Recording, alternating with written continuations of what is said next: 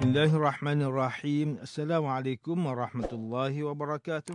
Innal hamdalillah nahmaduhu wa nasta'inuhu wa nastahdi bihi wa nastaghfiruh. Wa na'udzu billahi min shururi anfusina wa min sayyiati a'malina. May yahdihillahu fala mudilla lahu wa man yudlil fala hadiya lahu. Asyhadu an la ilaha illallah wahdahu la syarika lahu wa asyhadu anna Muhammadan 'abduhu wa rasuluh. Allahumma salli wa sallim ala sayyidina Muhammad wa ala alihi wa ashabihi wa tabi'in wa man tabi'ahum bi ihsanin ila yaumiddin. A'udzu billahi minasyaitonir rajim. Ya ayyuhalladzina amanu taqullaha haqqa tuqatih wa la tamutunna illa wa antum muslimun. Amma ba'd. Yang berusaha Tuan Haji Ahmad Nazri Muhammad Yusof selaku penerbit rancangan tafsir Al-Quran dan seterusnya sidang pendengar yang dirahmati Allah. Alhamdulillah, pertamanya marilah kita bersama-sama merafakkan setinggi kesyukuran kehadrat Allah Subhanahu Wa Taala di atas segala nikmat, kurniaan dan rezekinya yang tidak ternilai. Selawat dan salam ke atas junjungan besar Nabi Muhammad sallallahu alaihi wasallam, ahli keluarga baginda dan para sahabatnya yang tercinta. Tuan-tuan, puan-puan, para pendengar yang dimuliakan, bersama saya Profesor Dr. Muhammad Najib bin Abdul Kadir, Pusat Kajian Al-Quran dan As-Sunnah Fakulti Pengajian Islam Universiti Kebangsaan Malaysia. Pada hari ini kita akan menyambung kembali rancangan tafsir Al-Quran bagi siri ke-70. InsyaAllah pada kali ini kita akan membincangkan mengenai pentafsiran ayat ke-104 dan 105 surah Yunus.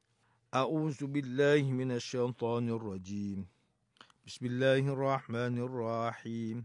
قل يا أيها الناس إن كنتم في شك من ديني فلا أعبد الذين تعبدون من دون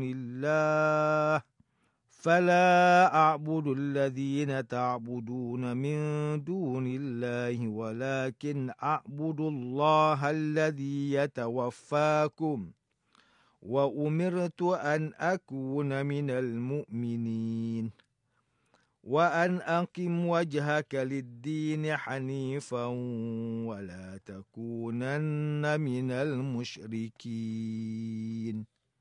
Katakanlah wahai Muhammad, wahai sekalian manusia, sekiranya kamu menaruh syak tentang kebenaran agamaku, maka ketahuilah aku tidak menyembah makhluk yang kamu menyembahnya yang lain dari Allah. Tetapi aku hanya menyembah Allah yang akan mematikan kamu untuk menerima balasan. Dan aku diperintahkan supaya menjadi dari golongan yang beriman. Serta diwajibkan kepadaku, hadapkanlah seluruh dirimu menuju ke arah mengerjakan perintah agama dengan betul dan ikhlas. Dan janganlah engkau menjadi dari orang musyrik. Muslimin dan muslimat yang dirahmati Allah, Profesor Dr. Muhammad Quraish Shihab melalui kitabnya Tafsir Al-Misbah menyatakan bahawa sebagai penutup surah Yunus, ayat ke-104 dan 105 surah Yunus ini mengajak semua manusia, khususnya yang meragukan penjelasan yang disampaikan oleh Rasulullah sallallahu alaihi wasallam. Antara lain, apa yang disampaikan dalam surah ini ialah, wahai Muhammad, katakanlah wahai seluruh manusia yang masih enggan beriman setelah mendengar jawapan jelas yang aku sampaikan tadi. Jika kamu masih tetap dalam keraguan tentang kebenaran agamaku dan masih terus meminta diturunkan mukjizat sebagai bukti kebenaran, Allah memerintahkan agar Nabi Muhammad sallallahu alaihi wasallam supaya tidak sama sekali ragu tentang kebenaran agama meskipun musyrikin menolak dakwah Islam. Ayat ini juga menerangkan bahawa, dan aku telah diperintahkan juga dengan firman-Nya kepadaku, hadapkanlah wajahmu, yakni seluruh penyerahanmu kepada agama dengan tulus, lurus dan ikhlas, dan janganlah sesekali engkau termasuk dalam golongan orang yang musyrik. Yakni, pertahankanlah sikap dan keyakinanmu, mengesahkan Allah yang selama ini telah engkau lakukan. Ayat ini menyatakan sekiranya kamu dalam keraguan, padahal sepintas lalu melihat mereka tidak pun ragu, tetapi hanya mendustakan dan menolak. Ayat ini juga menyifatkan Allah dengan yang mematikan kamu. Pemilihan ini disebabkan beberapa perkara, iaitu pertama, menyatakan isyarat tentang kekuasaannya, menghidupkan dan mematikan. Kaum musyrikin tidak menyembah berhala kecuali kerana mereka mengharapkan manfaat dan berharap dapat dihindarkan dari mudarat. Kematian adalah puncak mudarat buat mereka. Oleh sebab itulah kematian yang disebut di sini, apalagi mereka mengakui bahawa Allah yang menghidupkan dan mematikan, sehingga semestinya hanya Allah Subhanahu Wa Taala sahaja yang layak mereka takuti.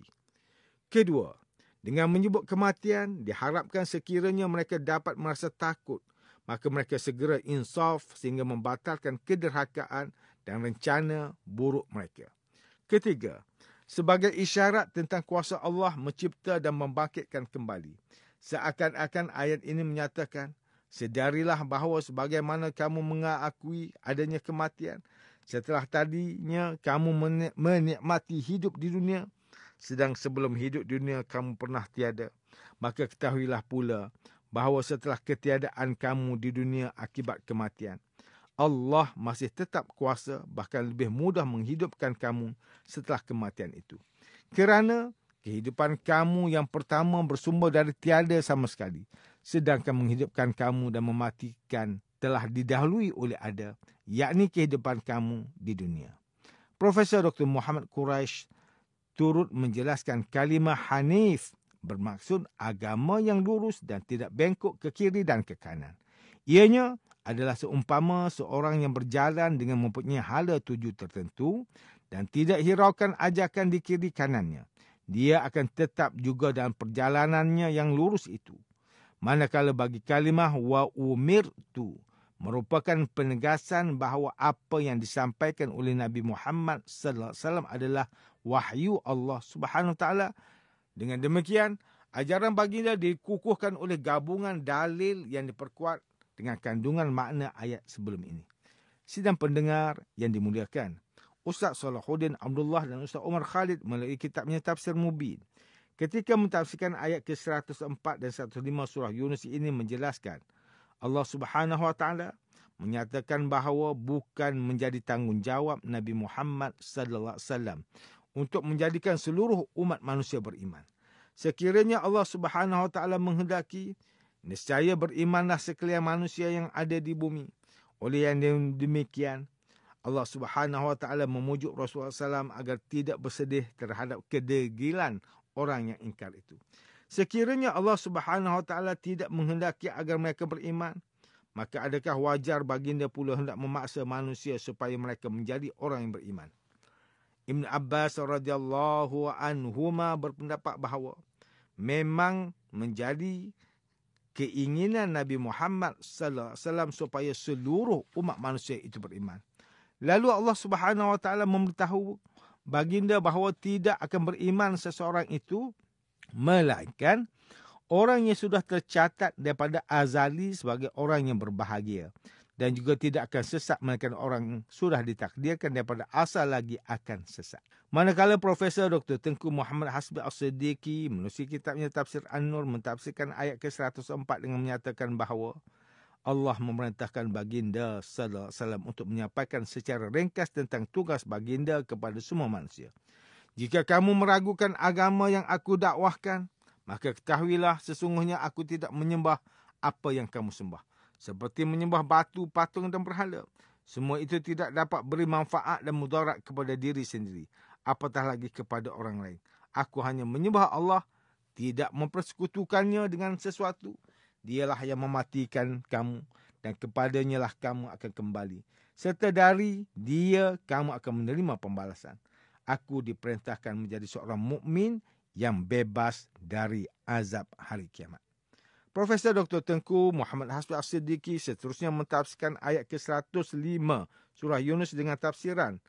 Kata Nabi Muhammad sallallahu alaihi wasallam, aku diperintahkan supaya menjadi orang mukmin yang menegakkan atau menghadapkan mukaku kepada agama yang lurus dengan ketulusan hati dan jauh dari syirik dalam pelbagai coraknya. Aku dilarang menjadi orang musyrik yang mempersekutukan Allah dengan Tuhan-Tuhan lain. Manakala Profesor Dr. Haji Zainal Arifin Zakaria melalui kitabnya Tafsir Inspirasi, ketika mentafsirkan ayat ke-104 dan 105 surah Yunus ini dengan penjelasan bahawa mereka yang meragukan Islam hanya merugikan diri mereka sendiri.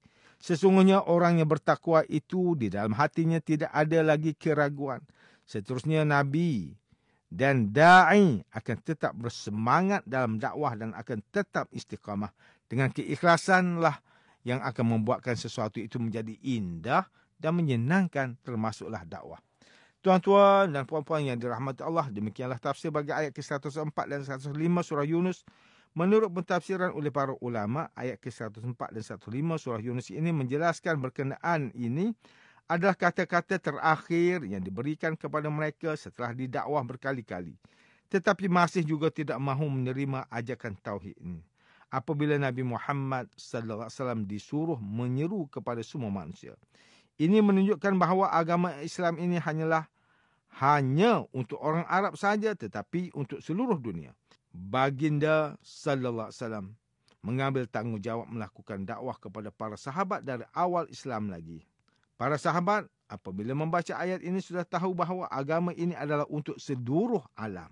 Sebab itulah para sahabat juga telah menyebarkan ajaran tauhid ini ke merata dunia.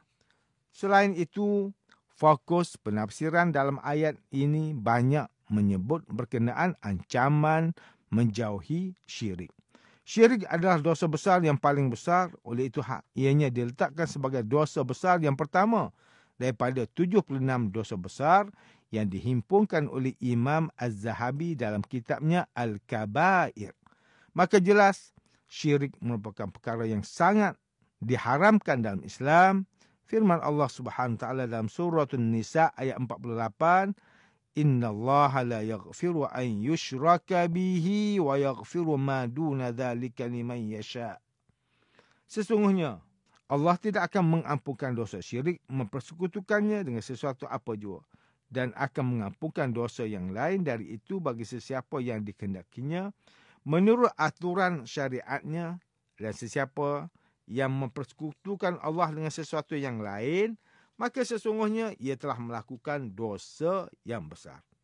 Ibn Katsir rahimahullah berkata, Allah Ta'ala tidak akan mengampuni dosa syirik, iaitu ketika seseorang hamba bertemu Allah dalam keadaan berbuat syirik. Sidang pendengar yang dirahmati Allah, antara pengajaran yang boleh kita ambil daripada tafsir ayat ke-104 dan 105 surah Yunus ini ialah, pertama, umat Islam mestilah mengukuhkan pasak akidah kepercayaan dengan mempelajari ilmu tauhid supaya dapat menjadi benteng yang ampuh ketika berhadapan dengan cabaran ideologi di akhir zaman. Kedua, umat Islam mestilah melakukan ibadah yang disyariatkan dengan penuh penghayatan, dengan berusaha memahami maksud, melakukan dengan kaedah yang benar seperti yang digariskan oleh para guru yang mursyid agar dapat menyuburkan keteguhan iman dan menjadi hambanya yang soleh. Ketiga, umat Islam perlu mendapatkan pengetahuan dan fatwa melalui badan-badan agama yang mempunyai autoriti yang jelas supaya dapat menjauhkan diri dari terjebak dengan ajaran sesat yang semakin berleluasa. Tuan-tuan dan puan-puan, para pendengar yang dimuliakan, sekian sahaja rancangan tafsir Al-Quran pada hari ini. Semoga kita semua mendapat manfaat daripada perbincangan ilmu ini. InsyaAllah, mudah-mudahan kita akan bertemu lagi pada siri rancangan tafsir Al-Quran yang akan datang. Wabillahi taufiq wal hidayah. Wassalamualaikum warahmatullahi wabarakatuh.